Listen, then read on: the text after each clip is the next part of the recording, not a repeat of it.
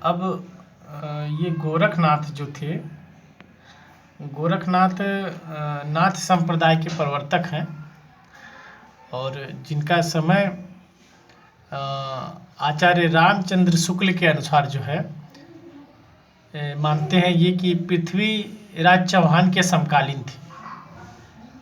गोरखनाथ आचार्य रामचंद्र शुक्ल मानते हैं कि पृथ्वीराज चौहान के समकालीन थे और आचार्य हजारी प्रसाद द्विवेदी और राहुल संकीर्तन ये मानते हैं कि ये 10वीं शताब्दी के थे।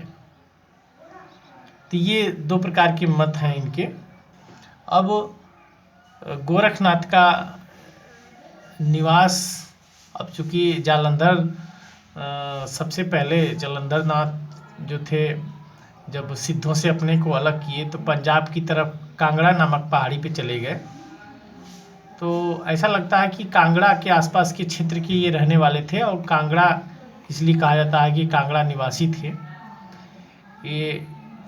अब इनकी रचनाओं के विषय में थोड़ा है तो सर्वप्रथम जो है डॉक्टर पीतम्बर दत्त बर्थवाल ने गोरखनाथ की पुस्तकों को गोरखबानी के नाम से प्रकाशित किया, जिसमें 40 रचनाओं का उल्लेख है। लेकिन बर्थवाल जी ने 14 रचनाओं को ही गोरखकृत माना है। गोरखनाथ कृत मतलब गोरख द्वारा रचित जो है केवल 14 रचनाएं को माना इन्होंने। दिया तो 40 का उल्लेख किया है, लेकिन 14 को ही इन्होंने माना कि गोरखनाथ द्वारा लिखी गई है। तो ये 14 रचनाएं कौन कौन सी हैं? नंबर 1 आत्मबोध, नंबर 2 अभय मात्रा बोध, और तीसरा है शब्दी, चौथा है शिष्या दर्शन, पांचवा है सप्तवार, छठवां पद, सातवां प्राण शंकरी, और आठवां जो है 15 तिथि, नवां पंचमात्र, 10वां ज्ञान तिलक और 11वां ज्ञान चौतीसा, 12वां मच्छेंद्र गोरख बोध, 13वां नरवय बोध, 14वां रोमावली।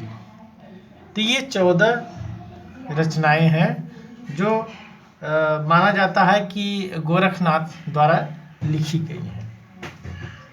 अब एक मत है हजारी प्रसाद द्विवेदी का गोरख नाथ के लिए कि बहुत फेमस है और अधिकतर एग्जामों में स्टेटमेंट के रूप में पूछ लिया जाता है। तो आचार्य हजारी प्रसाद द्विवेदी कहते हैं कि गोरखनाथ के विषय में कि शंकराचार्य के बाद इतना प्रभावशाली और इतना महिमा मंडित महापुरुष भारतवर्ष में कोई दूसरा नहीं हुआ। भारतवर्ष के कोने कोने में उनके अनुयायी आज भी पाए जाते हैं। भक्ति आंदोलन के पूर्व सबसे शक्तिशाली धार्मिक आंदोलन गोरखनाथ का भक्ति मार्ग ही था। गोरखनाथ अपने युग के सबसे बड़े नेता थे। तो इस प्रकार की बात हजारी प्रसाद द्विवेदी कहते हैं। और बच्चन सिंह, साहित्यकार बच्चन सिंह भी इनके विषय में कहते हैं कि जिस तरह पूरा उत्तर भारत राजनीतिक दृष्टि से विभिन्न टुकड़ों में बटा हुआ था, उसी प्रकार धार्मिक दृष्टिकोण से भी अनेक मतों में भी विभक्त था। गोरखनाथ ने सारे मतभेदों को से ऊपर उठकर देश को धार्मिक एकता के सूत्र में बांधा। तो धार्मिक एकता के सूत्र में बांधने की बात करते हैं बच्चन सिंह। ये दो प्रकार के मत हैं।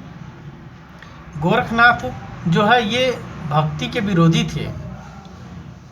ईश्वर को मानते थे लेकिन भक्ति को प्रधानता नहीं देते थे। अब इसलिए जो है तुलसीदास इनके विषय में कहते हैं कि गोरख जगायो जोग और भक्ति भगायो लोग, कि गोरख ने योग जगा दिया और भक्ति को लोगों के अंदर से भगा दिया। और दूसरी बात कहते हैं कि धूत कहो अवधूत कहो का अवधूत गोरखपंथी। इन गोरखपंथियों को अवधूत भी कहा जाता था। इसलिए ये पंक्ति जो है तुलसीदास द्वारा की कही गई है। ये पंक्तियाँ महत्वपूर्ण है जो पूछी जाती हैं। इसके बाद भी स्वयं गोरखनाथ की कुछ पंक्तियां हैं जो महत्वपूर्ण है, जिसको हम आपको बता देते हैं कि एग्जाम की दृष्टि में पूछा भी जाता है और ये महत्वपूर्ण है, इनको ध्यान में भी रखना है। गोरखनाथ की पंक्ति है महत्वपूर्ण, दो महत्वपूर्ण है। 9 लख पातर आगे नाचे, पीछे पीछे सहज अखाड़ा, ऐसे मन लो जोगी खेले, अंतर बसे भंडारा। एक पंक्ति ये है। दूसरी पंक्ति है, अंजन माय निरंजन भेट्या, तिल मुख भेट्या तेल, अमूरत माय अमूरत परस्या, भया निरंजन निरंतर खेल, भया निरंतर खेल। तो ये दो पंक्तियां हैं, ध्यान रखना है कि ये गोरखनाथ की पंक्तियां हैं। इसके अलावा अन्य नाथ कवि हुए जो जिनका नाम अक्सर सुनने में आता है, चरपट नाथ, चौरंगी नाथ, भरथरी, गोपीचंद। आप सुने होंगे भरथरी, राजा भरथरी और गोपीचंद आदि की कथाएं सुनते होंगे। तो इस प्रकार ये नाथ साहित्य है। और अब आगे के क्रम में हम पढ़ेंगे जैन साहित्य। तो सिद्ध साहित्य, नाथ साहित्य और जैन साहित्य का अध्ययन अगले क्रम में करेंगे। धन्यवाद।